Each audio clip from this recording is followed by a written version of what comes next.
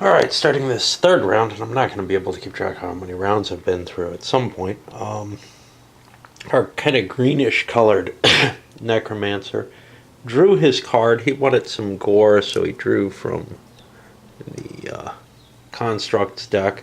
Ended up getting some, not quite nice card if he could keep it, but you're always posed with this threat of, or this conundrum of, do I want the card or do I want the resources it requires? And it depends on the point of the game or whatever, but in terms of the time frame. But you know, if you've got none of the resource you're drawing for, and you draw a critter for it, chances are you want the resource. In other cases, though, you've got piles of resources and you're really trying to draw towards getting something on the board. Okay. So now I've got enough gore and darkness, I could cast this nasty creature, and this is quite potent. And then I actually have enough gore to invoke this Belt of Ears as well. What I don't have is enough value. Oh no, I can't invoke this. This takes 5 shadow. I don't have that. What's here? Metal. Metal's not terribly useful to me. I was going to say what I don't have is what I need for this. I would like to have this creature with the non-flanked because he's very powerful. He's got a binding ability on weapon, armor, and special. Weapons here, specials here, armor's here. If I chose strength as my main attack, I would be getting 2 out of the 3 where I've got very high values and I'm putting a -3 on every opponent creature. So it's going to be very difficult for anything to defeat that without flanking. And if I throw this cannot be flanked aspect on him, that's going to be a really tough block that I can put in the way. He's relatively fast, so he becomes a very powerful piece. Now, the problem is he can still be attacked. And his values aren't so good down here on the bottom, so I may also want to give him this trinket at some point. But that's just thinking, you know, far in advance of what I can do right now. What I can do right now is just about nothing. So I'm going to go 1, 2, 3 to here. Now notably, I can pick up all these resources, and I can also pick up the elements in this space. Because there are no critters here, I can grab the actual items. Now, I would need the ability to carry 2 items, which my wizard actually has, in order to pick these up. The scythe is it kills any adjacent smalls from construct or bribe decks, but it can only be carried by medium or large creatures. I can't pick this up. Alright, so let's put that back in the pit, because I can't even carry that. And then this mind control spell allows me to gain control of an opponent's squad within D4 range from the caster. Can't affect the Necromancer. That allows me to take a critter from take a squad from someone else. That's a powerful spell, and I will certainly let my wizard carry that around. And now we're starting to get to where things get complicated in terms of how do you represent what you have in a stack. And it becomes very difficult the more and more pieces there are, the more and more critters there are, granted there, and objects and such not, to keep track of what a given stack can do. You probably know your own, but it's really hard to see someone else's. Okay, let's see if I can cast anything or invoke anything. I could invoke this Chain of Restriction. That would be my second object that I can carry if I do that. Or I can invoke the Belt of Ears, or actually both, because this is only trinket sized, so I can wear it without it being in effect. Alright, let's take a look at what I want to do. I think I do want to invoke, so I'm going to invoke this, paying its cost, and this is cost, and I'm going to build both of these items. And I can carry all this, because I have a carry capacity of 2, and a trinket. Now, I spent 2 of this gore, not all 3. So I get 1 back.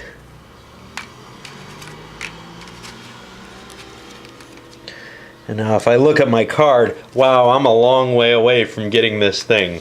That's a shame. But we'll see what I get out of my digging, which isn't complete yet. The second player, I realize, wow, I forgot to mention this guy's ability. He can squeeze through unexcavated areas one space per turn. So basically, I can kind of move through the board to try to get to a crystal or something like that that's high value. Importantly, this doesn't prevent him from carrying stuff, which means if he gets a bomb, which isn't going to affect, this one's not going to affect that crystal, but if he gets another bomb that would affect someone's crystal, he could do a quick assassination on someone. Now, what's kind of interesting is there's no huge advantage to killing someone. It's not like a game of Titan where you get this big swath of power coming into you when you take someone out of the game. Nor is it, killing their critters is worth some of this. But for the most part, all you're doing is everyone a favor when you take someone out. So you don't want to risk too much by doing so in a multiplayer game. In a two-player game, it is usually your way to victory. So I'm seeing a very different game here. Anyway, I'm going to continue with his turn. I haven't decided what to do, but this was an interesting card I wanted to point out. I drew from the bribery deck to get myself a medal. Because what I'm going to do is I'm going to pass a medal, a gore, and a darkness off to this adjacent critter. And now this is kind of neat. I could actually have chained it. If my necromancer was back here, I could go back, pick one up, move here, hand it off to him. He's very fast to boot with a 6 movement. So what he's going to do is 1, 2, 3, 4, 5. And he's going to do a combat action for subdual. Actually, it's a subdue bribe action, sorry. But it's similar to combat. And he's going to pay his resources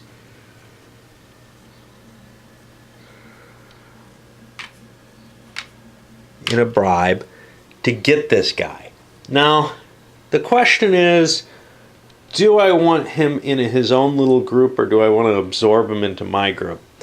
I'm kind of in danger of being captured where I am. If I absorb him into my own group, he only has 1 movement point left in that group. Now he has a movement of 4, so I can do that. They're both small, so it's no big deal. And then I can get rid of this letter marker. And I'll move my 1 additional movement point to get back here. I can't use his special movement to creep through the rocks now that he's got another unit in his stack, but I can break the stack up as need be. This provides some additional defense at this point. Unfortunately, that leaves me without much in terms of summoning ability. So there's kind of the, well, what do I want to do with my necromancer? He can't do a lot.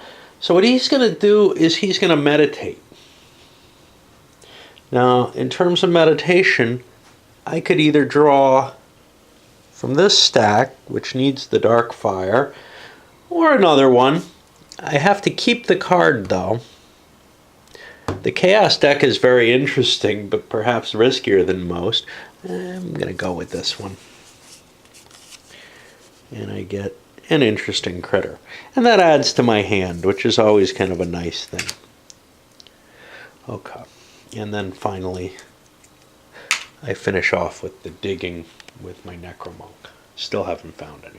The next 2 players, of course, draw for resources, filling out so that they can actually cast things. This guy hasn't reached his gore yet, so he hasn't managed to, but I sent the Necromonk out to start digging deeper in. Remember, he did the one off a spell, so...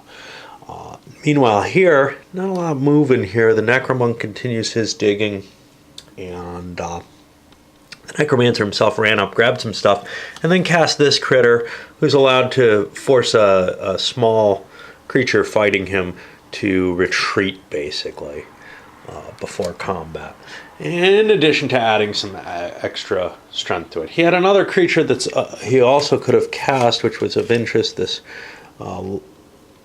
Larvampire, but it was a medium-sized creature, which means it would limit the stack size. Only one small could be with him. However, this gets the ability to prevent the opponent from rolling a die in combat. Because we cast a creature, the bead moved forward, and the bead also moves forward for the end of a round. And we're back around to the first player. Again, no conflicts happened yet, and I'm not sure how much is going to. because of that, there's so much risk in involving your own forces. Of course, if you win a combat, you don't lose anything, but you don't gain much. You gain the gore from the bodies that you hack apart, and you gain stuff that they're carrying, which could be of interest. Basically, if you have an assured hit that doesn't put you at any risk, sure, you're going to take it. But you're not going to take risks in the idea of, the advantage here is just too high, usually. So I can expose something of my own. So you're going to see a lot of kind of defending your own kind of tunnel basis. There's not much value to being out here until something else appears there. The big value in the game is digging. Of course, if you dig, now you can't come in from these walls here where it's kind of darker, but if you dig, you might get closer to someone's crystal and be able to take them out of the game easily. That, of course, probably means a significant amount of your forces heading quite far from your own home lair, and you're also opening up another pathway to your lair, which is additional risk. But here's the thing. You don't know what that final victory condition card is going to be. You don't know if it's going to suit you well. Knocking players out, if you can do it, is worthwhile. It's just a matter of you don't want to take too much risk in doing so. Okay, well, we're back on the first player, and one of my goals is to get this item. It's not that expensive an item, but it has a powerful ability. Unfortunately, I don't have the critters to use it right now. And in my hand, while I have a large critter, he doesn't have the ability to use items. I do have some resources. I may want to do other things, but I'm going to draw for, trying to get that critter. The problem is, I don't know the decks well enough to have a good idea of where my most likely draw for this is. My thought, though, is bigger critters are more likely to show up in the construct deck than the bribe deck, maybe, although there are big critters in both, and that substantial critters, things that can actually carry stuff, although this thing can, are more likely to not be summoned or chaotic. So, well, I could be quite wrong here, because you could build, a mess out of blobs of gore and everything, without it really being able to have hands. But this is what we're going to try right now. And instead we get this little mask. It's a trinket item with a strength bonus. I'm going to keep this.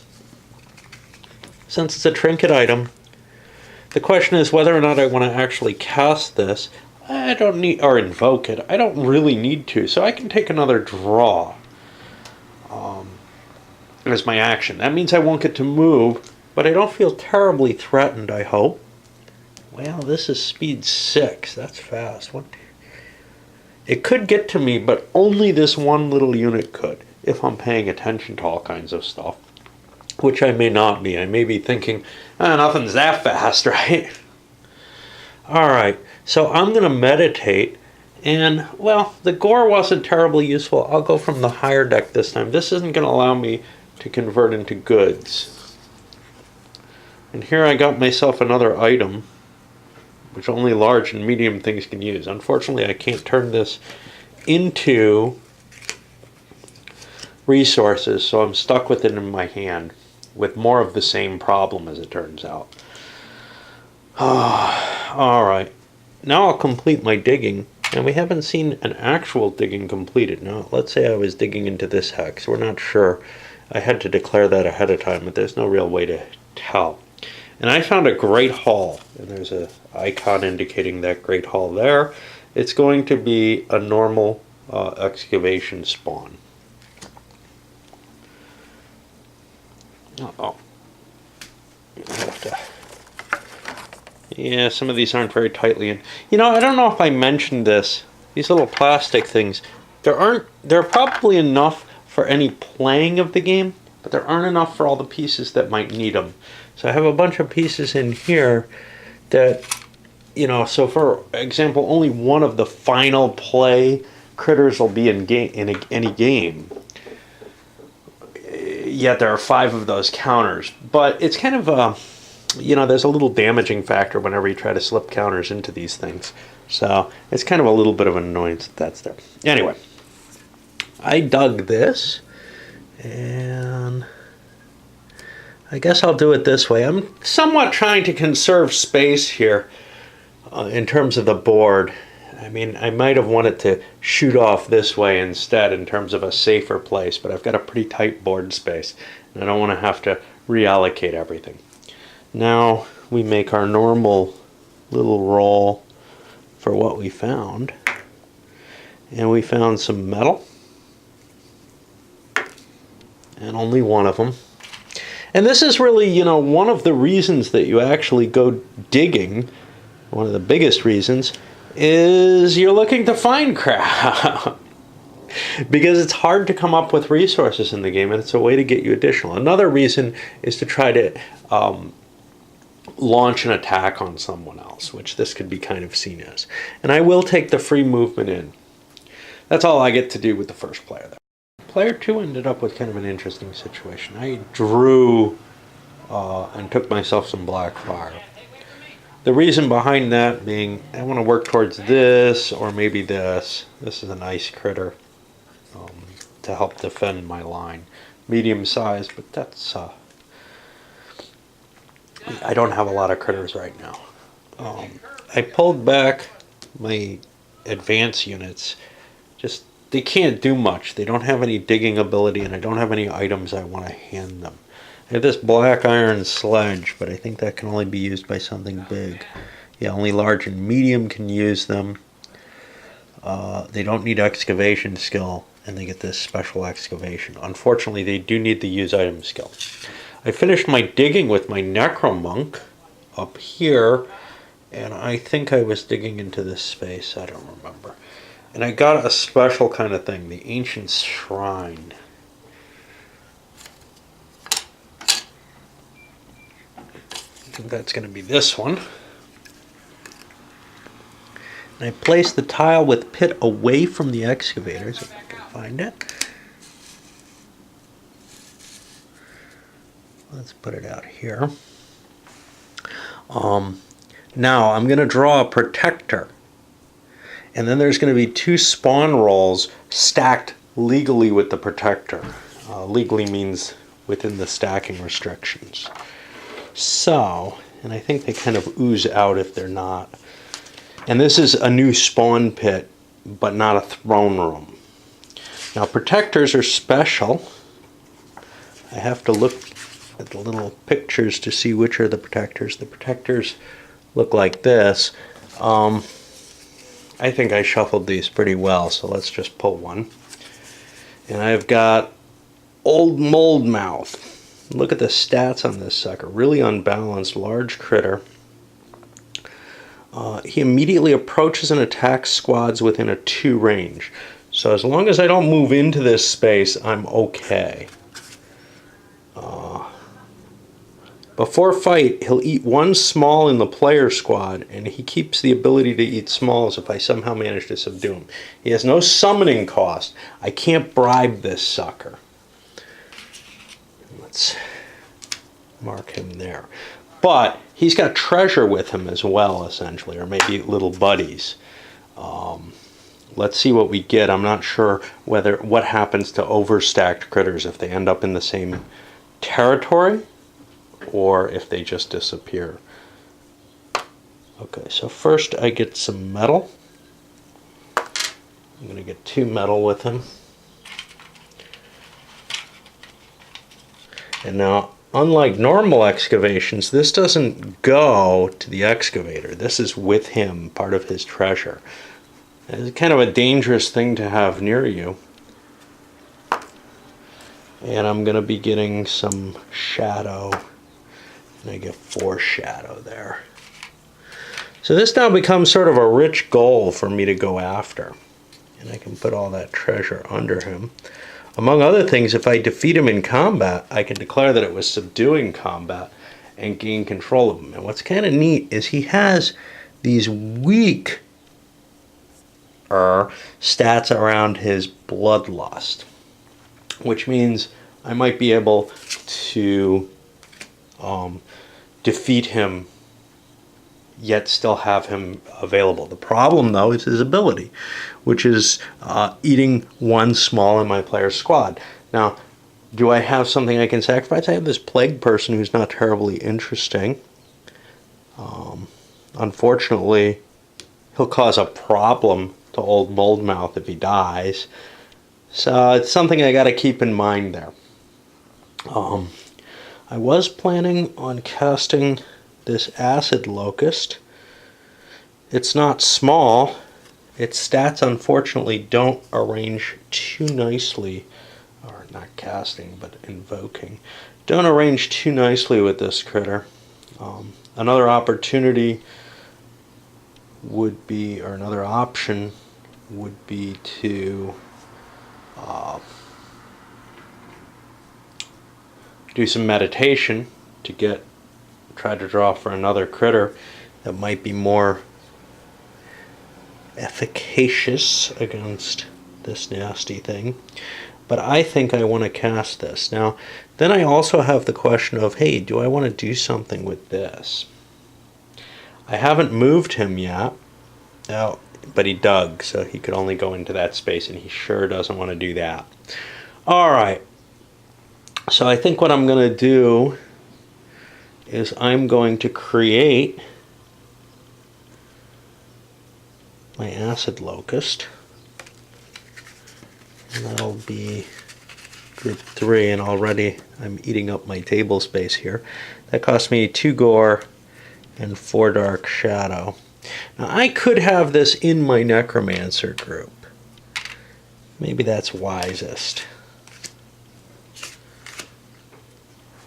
Now I could actually... No, he attacks. I'm not sure I'm going to be able to subdue him. I better take a look in the rules. It's pretty clear a protector can be subdued. What's not clear is how that corresponds with the mechanisms of the game. I'm also not sure who the attacker is under such circumstances. Since there are no special rules for assigning one person to making a decision for the protector, I'm assuming the player is still considered the attacker and he can use his subdue action if he so desires. That all it means is the creature's charging up to you and might force a combat earlier. That means... I forgot to move my thing. You can see I'm getting pretty crowded here. That means I can move forward first with these. And I'm going to do that. 1, 2... Okay, now the question is, does this trigger him immediately or do I get to move further? I don't know. I'm going to let him move. Now, if I'm going to do that, well, I don't want to move forward with my Necromonk because he'll get killed by the special ability. My second group is also all small, so there's nothing I would have wanted to do there. I don't have the mana to cast, or the attributes to cast this, so we're going to get to see our first combat. I'm going to be attacking to subdue. That doesn't change anything in the values. And I'm going to center, I think...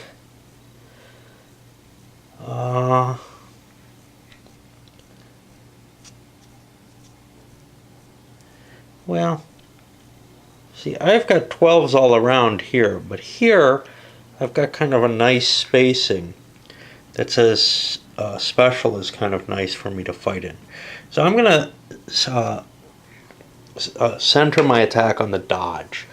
And I have 18 to his 3. Let's use the red die for the player. So basically I add 18 to the red die and he adds 3 to the black die. Does he have a special? He subtracts from armor and weapon. Okay, those aren't going to be in play in this battle. It might have been something to consider, but I didn't. So 18 added to the red die. So this is 25 to 11. I win the first round. Now, someone temporarily controls him for the battle to choose the next one. I think it's the player to the left or right or whatever. It doesn't really matter. It's no one who wants him to win. So this has a 6 and a 9 next door. Well, a 9 to 15 is the best matchup that I'm going to get. So we'll do that. So 26 to 19. He's been defeated twice. This was subdual combat. So I get this. It's going to be in its own little group right here. And he's now mine with that ability to eat smalls. He still doesn't have any ability to carry stuff. I don't know if anybody here wanted to carry big things. So I have the ability to move this critter that I didn't have before. These guys, I think, move 2. They could move 1 more. I don't terribly need to, though, because I can move this guy 1, 2, and oh crap! I couldn't attack. I couldn't attack to subdue because I don't have an extra action. I used my summoning action there. So, well, you got to see an example of how combat would work, but you don't get to see the reality of it. I'm going to just hold off, and I'll probably make that attack next round, because that is a valuable critter. He's got some valuable stuff under him. Okay, our third player here chose to draw for resources, looking for a metal resource with the thought of building or invoking this sucker. This is the thing that causes insanity in others, and it's very powerful. It'll only have to fight 1 critter. Very potent critter, but I drew something that's not so potent, fairly cheap. I can't cast both it and what I want it to this turn. I wanted to cast this hideous statue, which I did and put there. That's going to kind of block off my passageway, because he prevents any units from any small or medium units from approaching him, which is essentially what this thing does by forcing creatures to fight each other within the squad. Now this thing, though, why I want it so bad is it has a digging capacity, and this multiplayer game is beginning to look like it's who can dig up and find interesting things the quickest that's going to have the real advantage. I don't see, especially with my kind of sit back strategy that I'm using with this big blocker, I don't see a lot of opportunity of killing the other players unless they make the foolish mistake of falling into the trap there, as it were. And our fourth player used his Necromunk to dig to finish digging another tunnel. He found some gore there. Picks it up here while he's in this space, passes it to the Necromancer, moves it here. Now with his actual Necromancer, he doesn't really have anything he wanted to do. He drew his card and hasn't really done anything, hasn't cast anything, in fact can't. Doesn't have enough dark mana. So he's drawn 1 event, but this one's not going to have an effect. It causes all wandering monsters. Now this thing's not a wandering monster. What if there had been something here, it was the critter that was here would have been to move their full movement towards Throne Room 2, which would be this, because remember I'm going kind of counterclockwise instead of clockwise. And it would have to stop next to player squad. So basically it would cause the monsters to move forward into kind of an attacking position. Well, I might as well meditate, because I can't think of anything else I want to do. And what do I want to meditate on? I need something that I can create. I have a lot of gore in my hand, so I'm going to go for a creature I know needs gore. And I get this cart, which probably isn't what I really want. It allows me to carry more items without being able to use them. It counts as a thing that I have to carry? No, it does not. But I have to be able to carry it to use it. It lets me haul some more crap around. I don't think I have a lot of items as it is, so this isn't terribly valuable to me. You don't have an ability to trade cards or anything like that. So, and we had 1 summons back here, which I paid off camera, and then we're at the end of the cycle. Feeling a really good, feel for an attack or any such. Which is generally the case here, I think. This first player started digging again with his Necromunk. His plan is to head off this way. It's going to go off map, something I'm just going to have to deal with. The reason is I want to find more stuff. I don't, I don't have much else to do here. With my main character, I took a draw from the Chaos deck finally, and I got an event here which is going to create basically a random excavation showing up D12 spaces from my lair entrance. That's not terribly good or bad. I can throw it back this way. It can be out in the middle of nowhere as a place to kind of aim for. So we'll see what that ends up being. And eventually I then drew a creature, one that I kind of like here. He's got a capability to use things. He's medium size. He's got a ranged weapon attack, which is kind of nice. Means I can fire, let's see, how many hexes away? Up to 6 hexes away. And the neat thing about ranged weapons is you're pretty much invulnerable to the defender unless he's firing back range, so you can just kind of snipe things. So that could be kind of useful for positioning him somewhere like here and sniping anything that goes into the central area. Of course, I got this problem where I built this here. I probably should have struck that off somewhere else. Well, I have to deal with my event at this point, which is going to be, all right, this is an event. I'm supposed to ignore events. I think I just keep redrawing. So I'm going to get this little alcove here somewhere.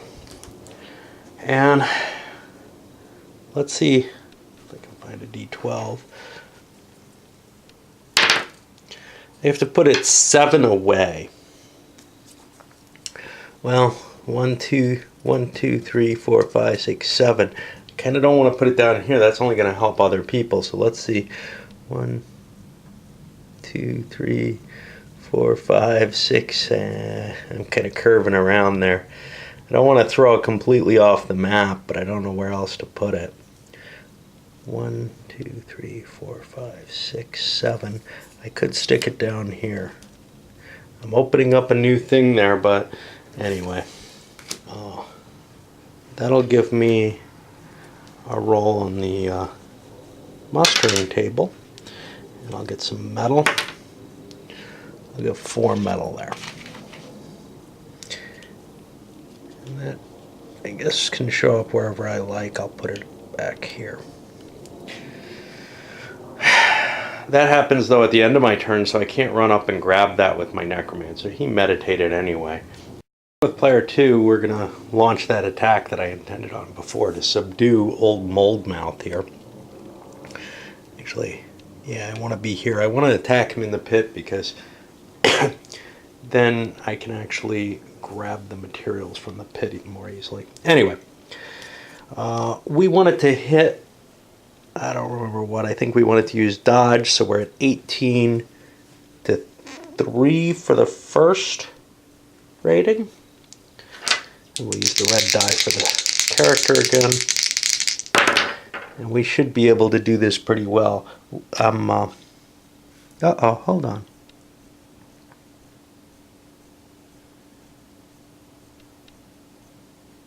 No, I don't want to do that. Jeez. See, I can't afford to do that because I have a small here.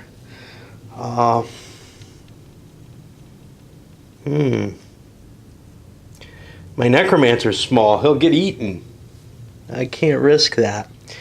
But I do want to get this. I'm willing to throw away my Plague Person for this thing. So I'll move into an attack like this. Now the first thing he does is he eats a small critter. As the current player, I guess I get to choose that, and I'm going to feed him. I don't really want to feed him the Plague Person. But because it's going to subtract 2 from all his attributes. But I can't defeat him with just my Locust here, I don't think. -3 on armor and weapon.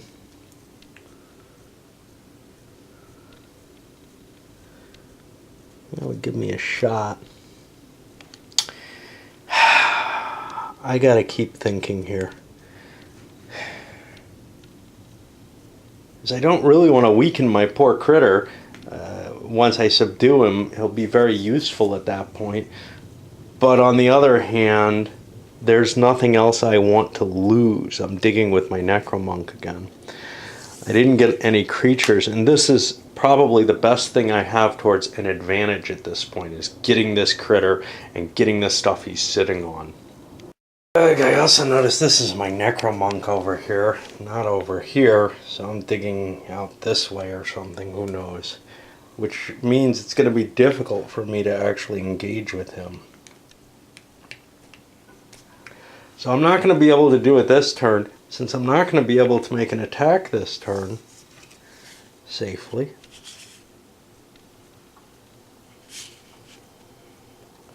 I suppose I will meditate. I've got a lot of different types of things. I'll draw on the Chaos deck. That might give me something cool.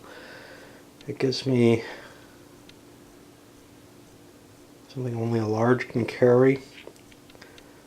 It has to be placed, then it cannot be moved. Friendly forces can pass through it but not stop on it. Enemies must destroy it to pass. And it's got some values here. Must attack versus weapon. It can't kill anything. So it's a big block in the way. Now the only way I can deploy this would be using a large creature. And I don't have one of them. He won't be able to carry it. So it's not really an issue there. As we swing around the board, not a lot happening. Again, like I suspected. You know, the threat of walking out of your area to go deal with another necromancer, opening up your own tunnels where your gem could be destroyed, it's just too high a risk in the multiplayer game. It's too easy to see that someone else can run up and finish you off if you're not careful. Now, as we see more and more digging, especially in places like this, if people are trying to stay on the board somewhat, might be connecting things up, that risk becomes almost forced on you as, you know, a territory like this is starting to get connected. But it definitely doesn't have the flavor that the two-player game did.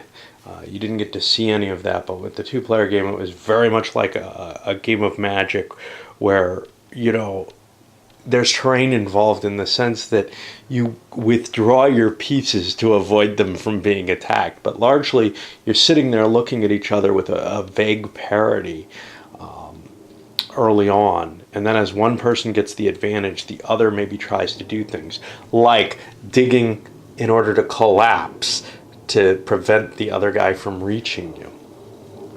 You don't get resources that way, but maybe you can be working multiple avenues at the same time.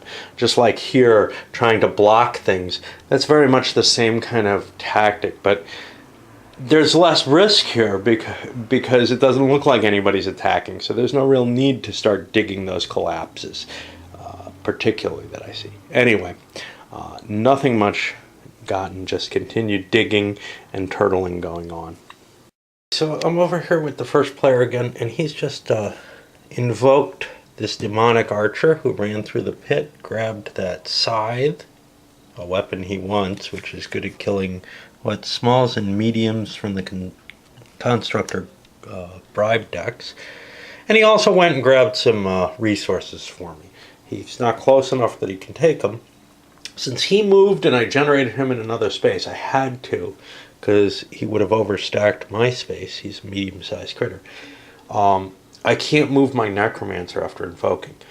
Now, I have cards available, so what I'm going to do is I'm also going to invoke... Oop, I forgot to pay for him. He cost me more than I could afford. Oops. Alright, let's change that. So instead I had to... Let's invoke him here. I had to move my Necromancer before invoking him. This means my next invocation actually isn't possible because I used up my only gore. I had drawn a card that I wanted to play, which is another Necromunk. I was going to try to get him up there so that they could work together to dig. But I think it's more important for me to get this guy out right now. And now my Necromancer monk will dig. You can notice I got rid of the counter tray. It's over here now. I'm just running out of table space on this one. It has a big footprint. Not so terrible in 2, but it really starts to eat up the table in 4. Okay, and finally, player 2. He drew a card that I didn't want to use. It's kind of a neat card. It's an item that you cast, and then it becomes its own little thing that floats around and can look at people's hands. It can only be killed with a bomb. That could be quite potent and quite obnoxious, especially if you're actually actively hunting one player down, to be able to see what their hand is. Unfortunately, with me playing it solitaire like this, being able to look into other people's hands is going to create all kinds of problems, and I don't know, how much I'm going to be able to use it. So I pushed my way into place here. I'm going to make that final attack here. Now, let's try again. I've got everybody involved now. First thing that happens is this plague person dies, and he's going to cause a -2 on all attributes. Well, this causes a problem. If this critter wasn't going to be in the game, now I could use this and just put it under the card and try to remember it that way. Alternatively, I find it easier to keep track of things. I'll keep it there for now by using counters. So I'm probably going to have to break out a bunch of counters from my old mainstay of, where is it? Wellington's Victory, where I have way too many number counters, and use those to record what the actual values are on this card. I'll leave this card here attached to it to remind me why its values are so weak.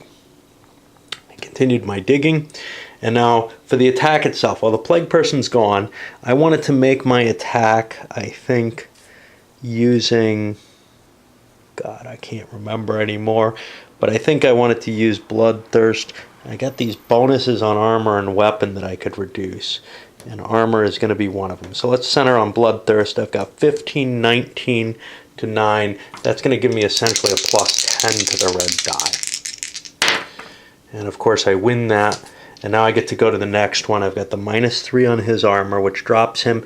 Well, actually, he was only a 7 because he took the plague person already. So he's going to be a 0 on armor, and I've got a 22. That's a guaranteed success. So I've won, and because I'm taking an action to do this, no matter what kind of attack you do, you have to take an action if it's not at the beginning of your turn, I'm able to take the subdue action, I guess.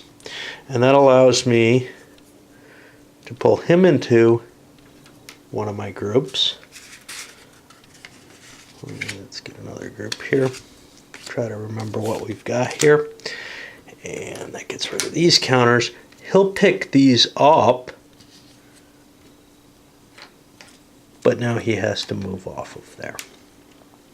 And actually he gets his full movement. 1, 2, 3, I'll push there. Now he was temporarily next to the Necromancer, so I can throw these over to the Necromancer. And it all seems very complicated, but in the actual play it isn't. The only really hard part is just being able to figure out what all the numbers actually mean. When you're looking at a combat, just how well you can do there. I've got some cleanup to do in terms of getting those numbers in place for this old mold mouth. It's got the ability to eat smalls. Alright, now note one thing. The combat that happened there, although a creature died, it wasn't killed in combat, so no gore was produced, it was eaten. That may be over-interpreting the rules. And you can see the counters make kind of a mess, but I find them actually more visible than the cards themselves. The problem is you'd end up with a royal mess if you put them on every card in the game. So. Alright, now over here on the third player, he continued digging, found some black fire. No need to run his Necromancer over, so his Necromancer, to get that little resource, his Necromancer didn't find anything he wanted in his first draw, so he meditated, drew another card, chose not to move this. That's kind of a block. The card I drew, I got a card eventually, but the first card was this event, which threw a bunch of gore in the pit. which now puts something to fight over in the middle of the game again. Remember, the first guy got to run out and grab this pretty easily. How big a deal is it? Well, it's a decent amount of resources. It's nothing that exciting. It's nothing worth really risking anything over. But if you can get it fairly safely, it's probably worth approaching and grabbing, because it's, as good as a digging opportunity tends to be. And we get rid of this. And the fourth player improves his situation with casting this Tooth of Speed that's going to add 2 to the movement of his entire squad. That gives his Necromancer squad a movement of 5. Moved a little closer to the riches, and then cast himself, or invoked, this Bat Web, a large creature. Doesn't look terribly potent, especially for its price, but if it's killed, the enemy has to fight it again at double strength, and that's its weak spot. So, if you end up fighting not on strength, what happens when it's killed, I'm not so sure. I think it just, in its dying gasp, fights another set of combat rounds. Again, a lot of these cards are going to require interpretation in a way that, may be a little unhappy to some people, but I've got no problem with that. Forgot to pay my summoning cost for that. The item doesn't count, and then an end of the round cost there. And it looks like it's time to load up another set of videos. Not a lot's happened still, not a lot of engagement, but we may see things start to heat up around this, depending on whether anybody wants to challenge him for that, because he's really laid down his marker and said, I'm going in there. And now, if you go in there, you're exposing yourself, so you might as well be ready for the fight and go in and do it, assuming you don't have a way of slipping in there secretly.